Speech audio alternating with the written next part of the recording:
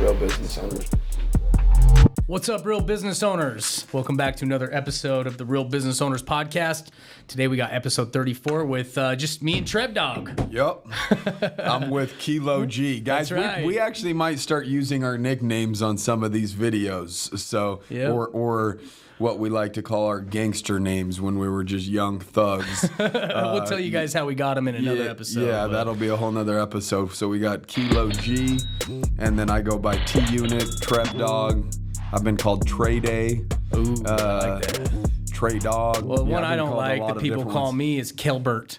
Kelbert? Yeah, dude. That's not a gangster name. Yeah, we'll get into those stories another day, man. I got that's- stories for days on some of these nicknames. I'd but call that the library name. Like, Yeah. it's too formal, you know? So, As always, guys, this episode's brought to you by Easier Accounting. We are a nationwide tax and accounting firm, and today we want to talk about self-sabotaging. It's something that everybody Yeah. goes through, Yep. and we know some shit on this because we've had to go through this at some level, and some of it's the training we've gotten to get through it, and creating that self-awareness to quit self-sabotaging. So, not that we're perfect at it or anything, but we want to bring you guys some things that have worked for us. So that's what we want to chop it up about today. yeah, I mean, it's...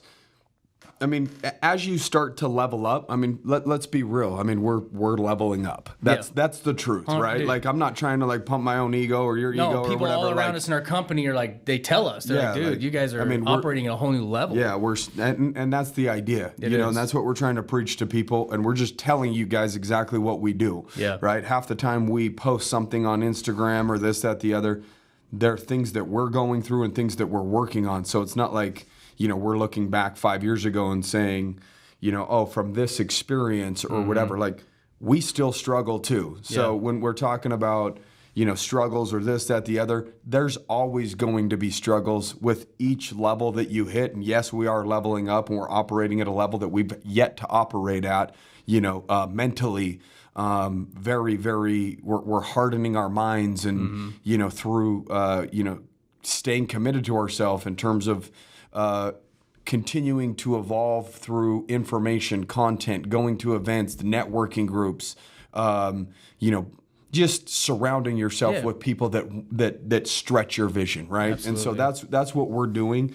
But because we are leveling up, we can see people that have true potential that squander it at this point. Like, we kind of have more of the a bird's eye view, so to speak, to where we can kind of see somebody and be like, damn, they could really do some shit if they didn't do this, this, or this, right? And all of those things are weird self-sabotage, subconscious shit that's happening, that they probably don't even know that's happening because they're not self-aware enough to understand it. And the reason why they're not self-aware enough is because they're not ever working on themselves at all. Their only goal is around money, right? It's a number, when the true goal should be to operate as your best self, and then the number by default will end up showing up because you're operating at a different level. Absolutely, man. Self-development is like, I think some people shy away from it because they just can't buy into it. I've got a good example of that. Let's hear it. Conor McGregor. Dude. He hired Tony Robbins, and he was a completely different... His whole demeanor was different pre-fight, post-fight, during. Saying that to he was somebody. he was level-headed. Yep. He was very just focused, secure, confident. He didn't have to do all like the jab. Yeah. He was talking. He's like, I don't need to sell myself anymore. I don't need to sell the fight. But he went through all of these weird struggles when he was trying to. Prove. He's something. trying to prove something to himself and to the world. Exactly. And like, dude, he went from like. But why does a guy worth hundreds of millions of dollars now need a self-improvement coach? Exactly. Well, dude, let's be real. Like, self-improvement is. We are a work in progress till the day we die. Absolutely. You're never going to hit some level. Like, even though we're operating at new levels, we're still only scraping the surface of where we actually can go. Oh, absolutely. Of our potential. Absolutely. And so we have to, once you realize and you fully grasp it in your mind that like, dude, this is never ending until we die. Yeah. Like then you can actually really have fun to and work. enjoy it too. You know what I mean? You know what I mean? Yeah. Too many people think that they can enjoy it when they hit the finish line. Yeah.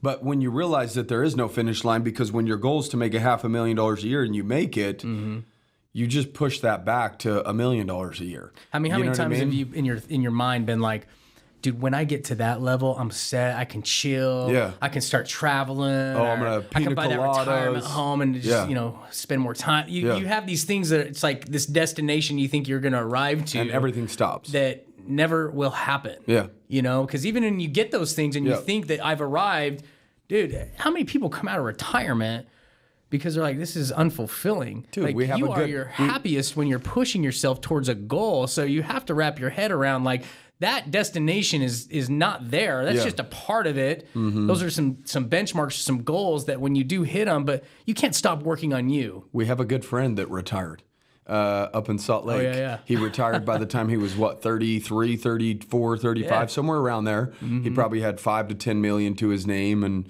he did very, very well for himself. And then he hits me up. It's like, dude, what are you doing? Yeah. This is like 2 or 3 years after he retired. Yeah.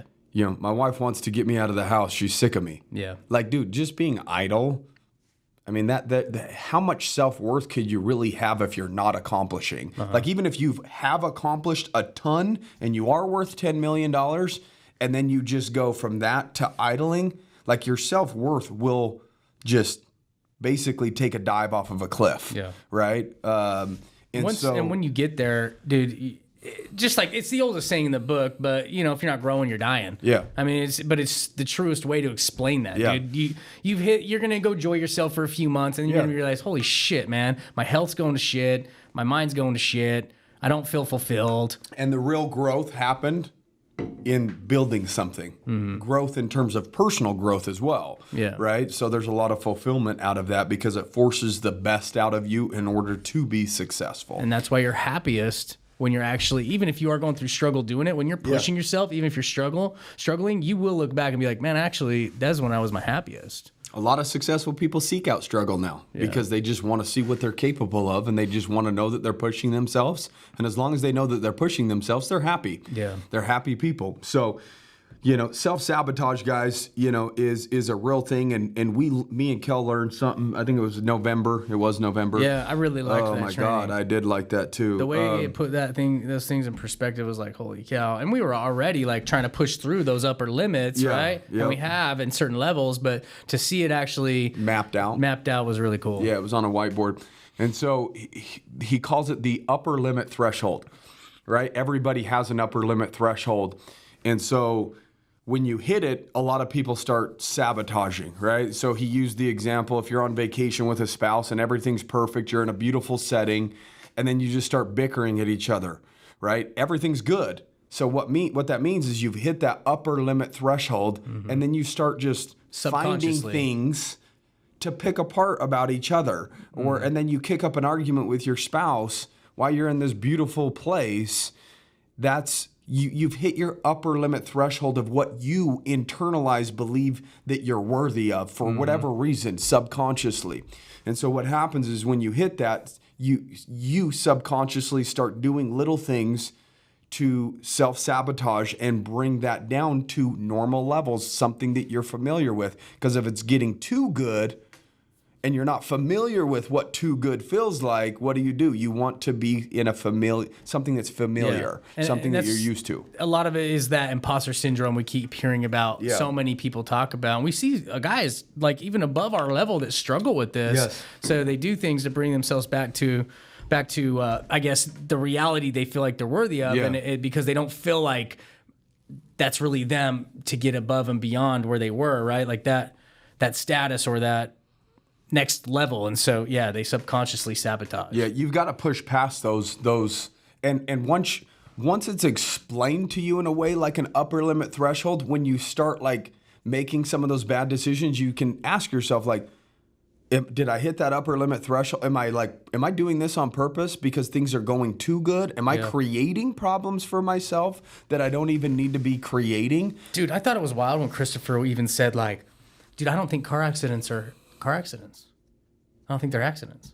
He's like, I literally think sometimes we somehow like put bring that the like things are going vibration. so good or whatever, or maybe not so good or whatever, but like there's somehow that we do create and manifest like this horrible Stupid things that happen. event that again is a part of the upper limit threshold that brings us back down.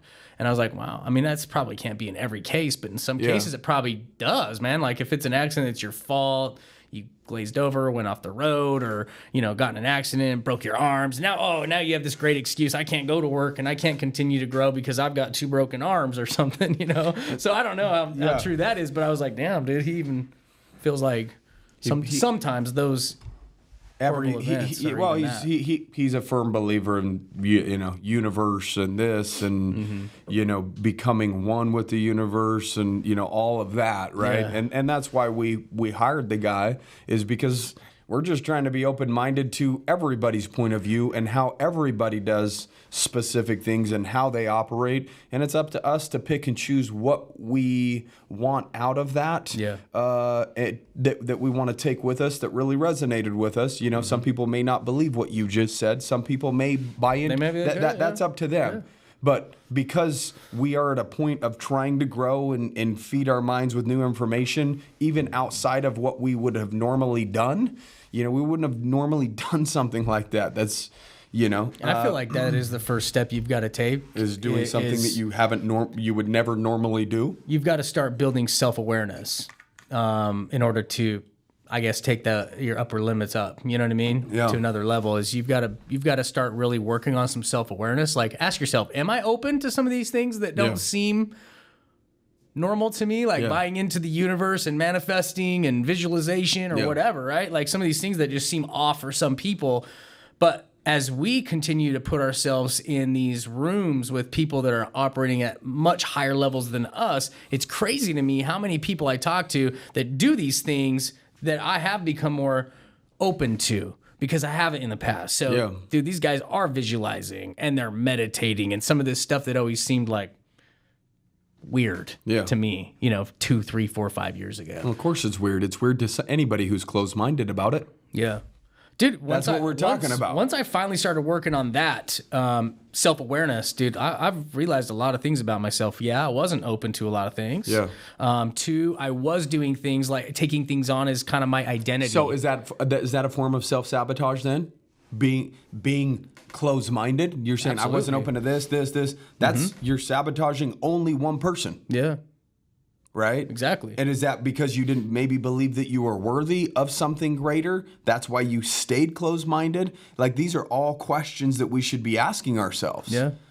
Like, dude, comparing yourself to other people and feeling inferior, right? And having these inferiority complexes. Like, when I started doing work on myself, these are a lot of things I realized I was doing, but I didn't realize them until I started really working on, like, self-awareness, so that I could quit sabotaging. And sometimes I catch myself still sabotaging, but I'm so much more aware of it. That I'm like, damn, dude. Like even me talking to you about the drinking stuff, like, dude, even little bits of drinking, I just realize it sets me back. So even though I enjoy it, like, it doesn't serve me. At what price? Yeah. Yeah. It doesn't serve me, man. So it serves me. I like drinking. Oh, dude, I love it in the moment. And again, guys, when I say I like drinking, I'm not a raging alcoholic. No, not at all. I only drink when I'm out of town.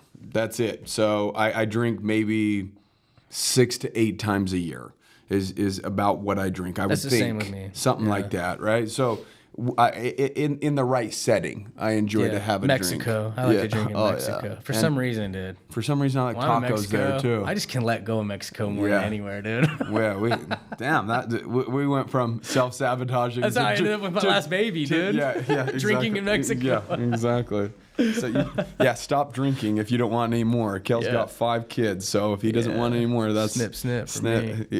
Snip on the drinking or snip something else, you know. So, but I wanted to relate this to something because I do like analogies. You know, that's like kind of my thing. You're good at them. Yeah, I mean, I love that because it kind of simplifies, you know, what we're trying to talk about, guys. Even in video games, every single level that you hit gets harder. Absolutely. It gets harder. Right. And then you have to continue to push and push and push, even though you're frustrated. And eventually you get to the next level. And then there's new strategies, new things that you have to implement to pass that level. Yeah. And I honestly believe that that's kind of what we're doing. we started a business and it's just kind of level 1, starting. Yeah. It's like the easiest thing to go set up an entity and fund it with like $5,000 in a bank account. Like, cool. Like step 2, level 2. Level 2. Now like try to get business. Like level 3, you've got business. Now figure out how to make the customer as happy as you can be. Hiring the right people. Yeah. Level teams. 4, hiring teams, things like that. And each level gets a little bit more difficult and difficult, right? And so just because something's difficult right now, guys, doesn't mean that you're doing something wrong. You're just maybe operating at a different level, and you have to figure out how to pass that level. Yeah. What are you missing? What are you lacking? Don't self-sabotage and then just stop trying, okay? Because it does get more difficult. It doesn't get easier. Like, I've been guilty of it, and I can speak for Kale as well, and he can correct me, if I'm wrong. But we've all been at the point where we thought, man, if we can get to $10 million a year in revenue, we'd be living great. We'd be good. And then you kind of have that end thing in sight when you're a 1-year entrepreneur, a 2-year entrepreneur, a 3-year entrepreneur.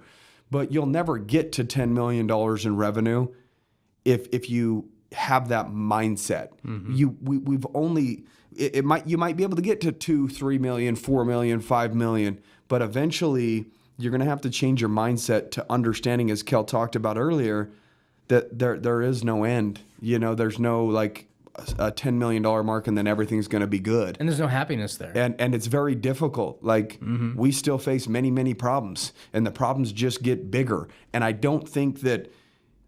The funny thing is when people have the cheat code to move up in levels, they struggle even harder at those levels because they didn't learn the lessons that they needed to learn with inside of the lower levels to make it easier to pass those levels when they get there, right? And so I think some of you guys are trying to skip the processes, and then you guys, are failing miserably at a different level because you're not trying to learn everything that you can each level to make that next one a little bit easier on yourself. And if there is a cheat code, up, down, A, B, select.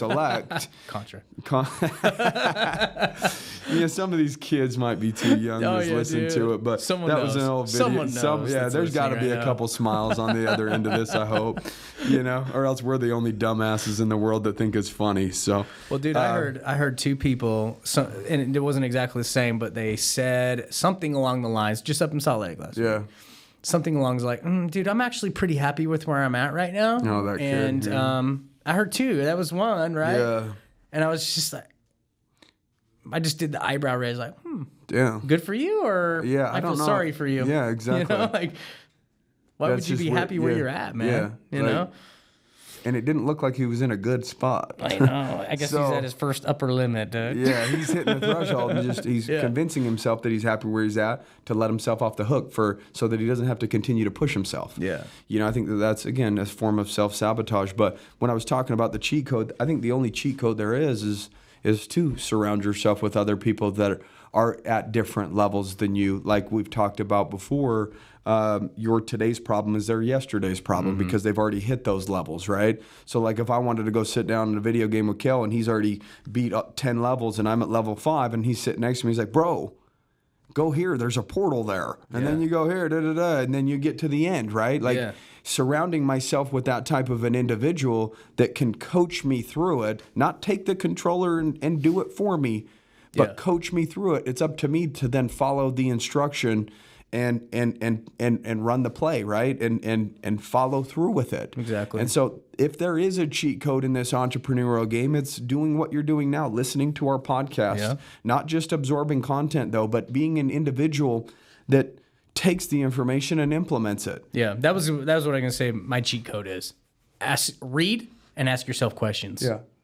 Like as I've been becoming a better reader and really consuming this information for me, I find myself asking myself a lot of questions, and then I do find answers, right? Yeah. Like when I read about inferiority and superiority and how they can both be detrimental, I started asking myself, okay, where am I doing inferiority stuff? Well, comparing myself to other people, obviously, right? Why do I do that? Right? I start answering myself questions. Where am I finding myself being more superior?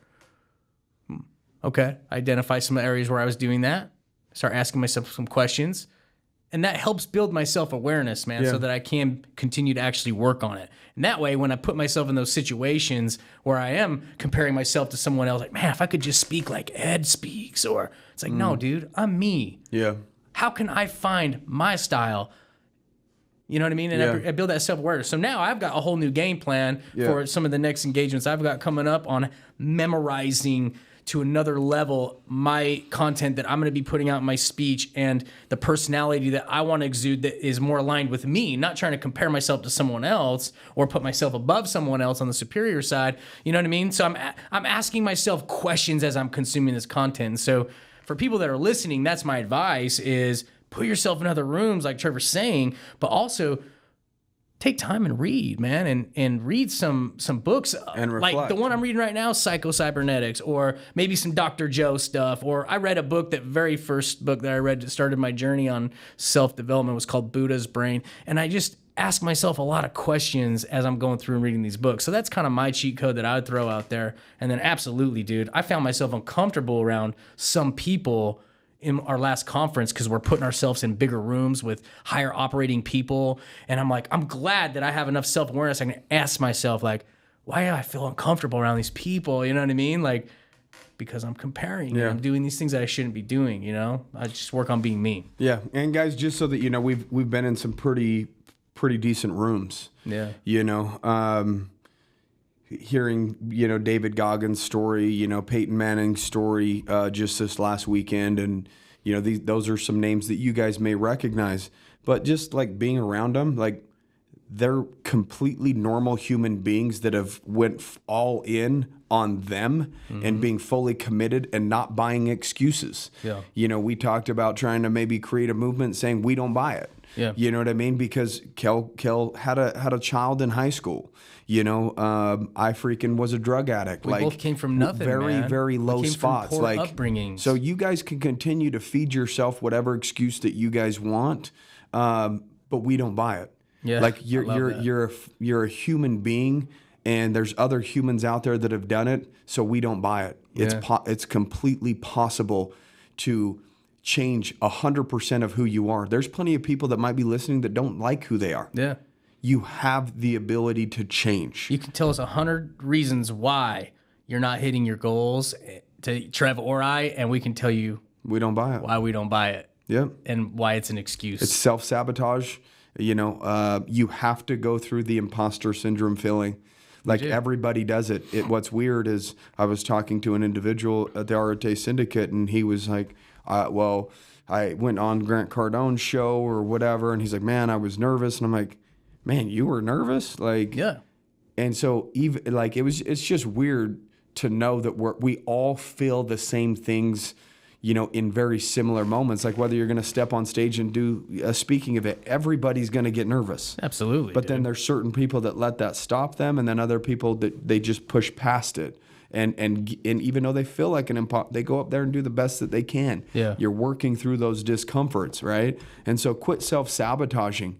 You know, quit buying into the excuse of why you can't do something. One individual that DM'd me one time was a drug addict, and he's like, it was very helpful for me to know that that's where you were. It gives me hope and all that stuff. And I said, bro, you're celebrating the win. Yeah. It's so difficult to overcome, you know, being a drug addict, that when people do it, yeah, they continue to pat themselves on the back for 5 years, 10 years, 50. I'm 10 years clean, pat myself. They've got a win that a lot of people maybe can't get. That's why they remain an addict. Yeah. So they let themselves off the hook from getting any more wins because they've already accomplished something great. I do.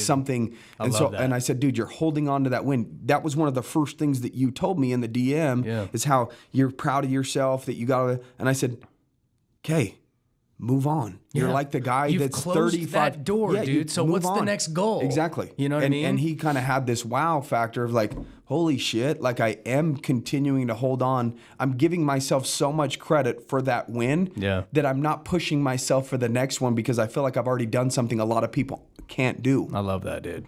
You know, and so get those wins, accumulate the wins, but continue to move on. Like I think some of you guys get in business and then you do $500,000 in revenue or $1 million in revenue, and then you get complacent. You stop trying to win or get new accounts or hire that next rep or that next guy that's going to push the lawn or build a team underneath you. If you're a real estate agent or you own a barber shop, expanding, you celebrate the fact that you even got into business for yourself and you're happy to be self-employed, and then you've leveled out and you're not looking for any more wins. And that's just a form of self-sabotage. For whatever reason, you don't believe that you're deserving of more. And guys, dude, like, we're only telling you this because we've done it too. Because we love you. You know? We want to see you win. Yeah. We've done it too. We're speaking from experience. We know that we're still on a journey as well, and that we're going to have to push through more of this. But we've already seen results from trying to push ourselves to new levels and not settling and not, celebrating wins for too long. Celebrate your wins, but set new goals, set higher goals, and continue to do the things that you need to do to get there. So, amen. So, guys, we're going to wrap it up like we always do. We are going to read a review. Guys, remember, please, this stuff helps us. We don't ask for money or anything like that. We don't put ads on here because we don't want to water it down. We really want to give you guys just good nuggets, good information. We're giving you information that we wish somebody would have given us, 10 years ago. There wasn't, podcasts weren't cool. Social media wasn't around, whatever. So we didn't have stuff like this to lean on. We had to kind of figure it out the hard way. And we're hoping to be your guys' cheat code, through this entrepreneurship game. So, this one called, the subject is High Frequency Podcast. The amount of powerful information that these guys share is mind-blowing. I'm grateful that I've came across this podcast, now realizing the potential of listening to vital information. I am constantly playing this throughout the day, looking forward to the growth of this podcast. That's from Lewis97HDH. We appreciate you, man. Thanks for supporting the podcast. Thanks for getting the information and trying to implement it. And that's what I want to leave you guys with is make sure you're implementing. We've been guilty of talking about changes that we've wanted to make in our company or this, that, the other. And we kind of feel good talking about it because we have good intentions of making something better, but there's no urgency or action behind it. And so you might feel good by listening to some good shit. But the value that we bring is when you listen and then you implement. Action is what's usually missing. I think that you have all the information that you need to be successful. You understand where you lack. You just listen to yourself. You fucking know deep down where you're lacking. Just do it. Just run the play, hire that person, spend that little bit of extra money, go to that event, focus on yourself, read that book, listen to more podcasts. Everybody deep down knows what they need to do. It's time to just take 2020 by the horns and get it done. Absolutely. Just stay hungry. Exactly.